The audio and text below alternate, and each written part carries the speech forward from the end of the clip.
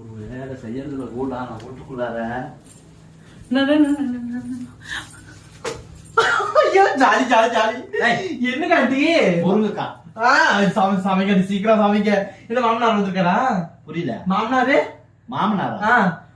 நீங்க என்னாலும் சரி சீக்கிரம் ஒரு பிள்ளைய பையனா ஒரு பெத்து கொடுத்துருங்க. நான் அந்த தாளாட்டு பாடி நான் பார்க்கணும். நான் நீயே இந்த முருங்காய் அறுத்து போட்டு இப்ப நான் குழம்பு வச்சு அப்புறம் குசும்பி எல்லாம் பசும்பி பசும்பி இருக்கு ஓடி போய் சாப்பிடுறேன். ஆனா இருந்தாலும் பாருங்க ஒற்றுமை பாத்தீங்களா?